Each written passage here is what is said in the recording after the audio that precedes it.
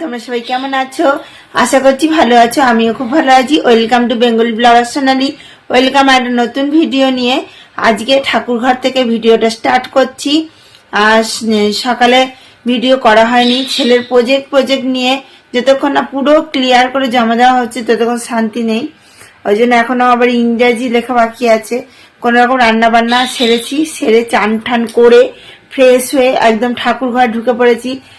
শীতের সোয়েটার পরিয়ে দিয়েছি রাধা গোবিন্দকে। চলো তোমাদের দেখাই।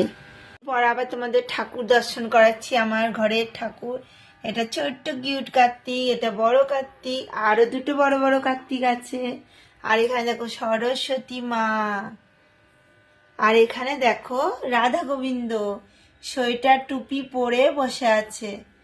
একটু জুম করে দেখাই তোমাদের। এই দেখো ছোট্ট ছোট্ট রাধা গোবিন্দ পিতলের। আর রাধা গোবিন্দকে একদম সোয়েটার পরিয়ে কিউট লাগছে। মাথায় টুপিটাও পরিয়ে দিয়েছি। আর এখানে মা লক্ষ্মী, আর এখানে লক্ষ্মী ঠাকুরের ঘট বসিয়ে দিয়েছি। আর এখানে ঠাকুরকে প্রসাদও দিয়ে দিয়েছি। আর এটা গঙ্গাকে দিয়েছি, মা গঙ্গাকে। আর এখানে দেখো গ্লাসে জল দিয়ে দিয়েছি। আর সিঁদুরটা একটু বেশি গলা হয়ে গেছে, তাই এরকম হয়ে গেছে। এ ফুলগুলো প্রত্যেক ঠাকুরের পায়ে পায়ে আমি দিয়ে দেবো। আর এখানে শিব ঠাকুরও ঢাকা নিয়ে নিয়েছে ঠান্ডায়।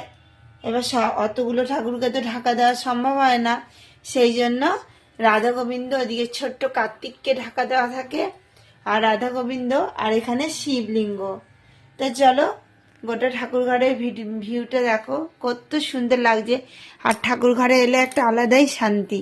আর ওটা দেখো তিরুপতি মন্দির থেকে নিয়ে আসা হয়েছিল কিনে, তিরুপতির ওখান থেকে। দারুণ একটা জিনিস, তিরুপতি বাবা। চলো আমি ঠাকুরের সব পায়ে পায়ে ফুলগুলো দিয়ে আবার তোমাদের দেখাচ্ছি। সব ঠাকুরকে ফুল দিয়ে সাজিয়েছি, কত সুন্দর লাগছে দেখতে, দারুণ কিন্তু কিউট লাগছে। এই দেখো সব ঠাকুরকে পায়ে পায়ে ফুল দিয়ে দিয়েছি। দেখো রাধা গোবিন্দকেও ফুল দিয়েছি, তুলসী পাতা দিয়েছি, ঠাকুরের প্রিয় জিনিস। আর এখানে দেখো কি কিউট শিব ঠাকুর। আর এখানে দেখো তারকেশ্বর বাবা, ফুল দিয়ে দিয়েছি সব ঠাকুরকে।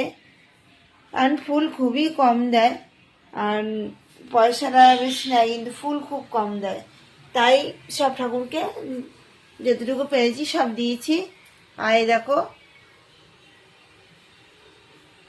আমার ঠাকুর ঘরটা কেমন লাগছে অবশ্যই কমেন্টে জানিও। আমার ঠাকুরগুলো দেখো।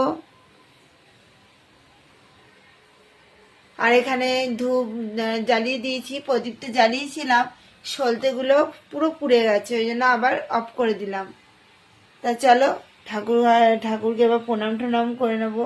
আর এখানে লক্ষ্মী নারায়ণ, এটা সর্বমঙ্গলা মন্দিরে পুজো দিতে গেছিলাম বিপত্তারিণী, তখন এই লক্ষ্মী নারায়ণটা কিনেছিলাম। দেখো ফুলও দিয়ে দিয়েছি, এখানে শিব ঠাকুরকে ফুল দিয়ে দিয়েছি, বেলপাতা দিয়ে দিয়েছি। আর এখানে দেখো, এখানেও ব্রহ্মা বিষ্ণু মহেশ্বর গণেশ সবাই আছে।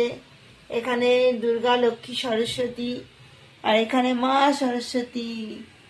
মা সরস্বতীকে একটা মাকড়সা ভর্তি হয়ে গেছে, তাও মরেও গেছে। হয়ে গেছে, এবার শঙ্খটা বাজিয়ে নেব, তাহলেই পুরো ঠাকুরের পুজোটা কমপ্লিট হয়ে যাবে। তা চলো ঠাকুরকে ধুনোটা ঠিক করে ধরিয়ে দিই।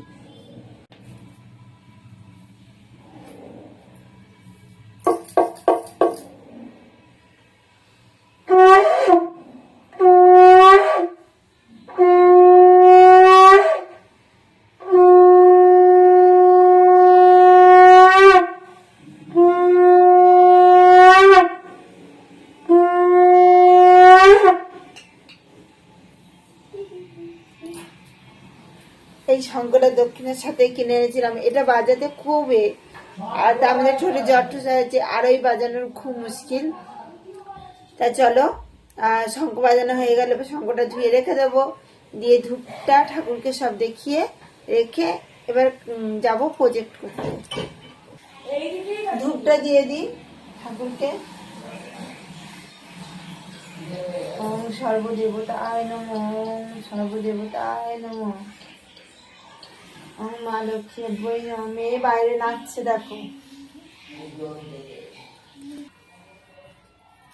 তুলসী তলায় ধূপ ঠুপ দিয়ে এলাম। এবার আমি প্রণাম করে প্রসাদ তুলে নেব।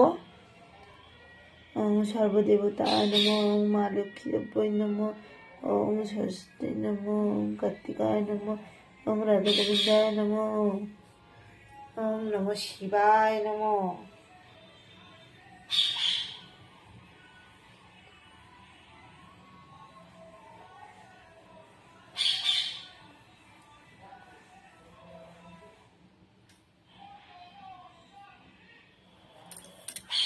দিয়ে যাওয়ার আগে আর একবার ঠাকুর দর্শন করিয়ে নিই তোমাদের। দেখো কত সুন্দর সব ঠাকুর। রোজ তাড়াতাড়ি দিয়ে চলে যাওয়া হয় জন্য তোমাদের দেখানো হয় না। আজ একটু হাতে সময় নিয়ে এলাম, ভাবলাম অনেকদিন ঠাকুরের দর্শন করায়নি তোমাদের। আর দেখো সোয়েটার পরেছে, টুপি পরেছে, এটা আমার খুব সুন্দর লাগছে। নতুন সোয়েটার এটা ঠাকুরের।